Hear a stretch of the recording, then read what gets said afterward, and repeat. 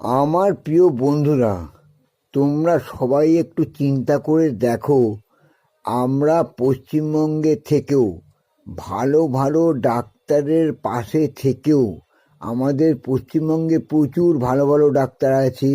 MBBS, FRCS, PhD degree করা doctor পর্যন্ত আছে।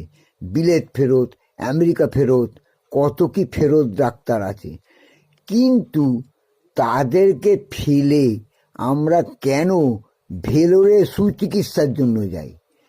দেখা গেছে যে ভেলোরে চিকিৎসার জন্য গেলে প্রত্যেকটা মানুষ সুস্থ হয়ে ফিরে আসছে এবং সেখানে ওষুধের সংখ্যা একদম অল্প, একটা কি দুটো মেডিসিন মাত্র খেতে দেওয়া হয়।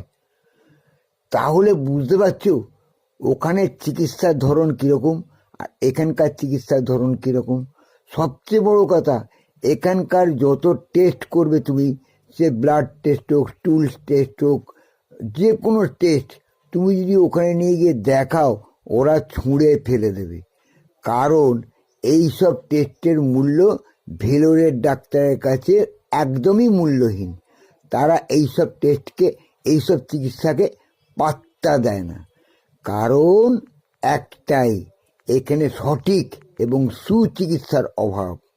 যত বড় বড় ডাক্তার আছে তারা কি করে, পার্টিকে হাতে রাখে, অর্থাৎ রুগীকে হাতে রাখে।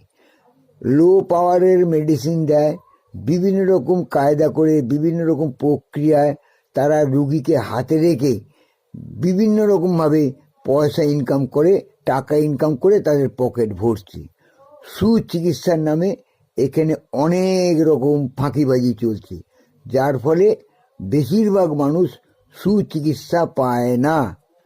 চিকিৎসকদের উপর বিশ্বাস হারিয়ে গেছে। সেই বিশ্বাস না থাকার ফলে বেশিরভাগ মানুষ এখন ভেলোরে যাচ্ছে সুচিকিৎসার জন্য, আর তারা সুচিকিৎসা পাচ্ছেও। দেখো কত ভালো ভালো মানুষ, কত ভালো ভালো লোক, তারা কিন্তু অনেক পশ্চিমবঙ্গের ডাক্তারের উপর ভরসা ছেড়ে দিয়েছে। কারণ তারা সঠিকভাবে চিকিৎসা করতে পারছে না। দু চারটে ডাক্তার ছাড়া ভালো চিকিৎসক এই পশ্চিমবঙ্গে নেই বললেই চলে। অথচ তাদের ফিজের বহর শুনলে মাথা খারাপ হয়ে যাবে। গরিবরা এইভাবে ফিজ দিয়ে ডাক্তার দেখাবে কি করে? আর যদিও বা ডাক্তার দেখায়, তার সুখী চিকিৎসা কোথায়? বাধ্য হয়ে চ্যারিটেবল হাসপাতাল এবং সরকারি হাসপাতালের উপরে নির্ভর করে। তাই আমরা সবাই, যাদের পয়সা আছে, প্রত্যেকেই ভেলোরে যাওয়ার কথা চিন্তা করি।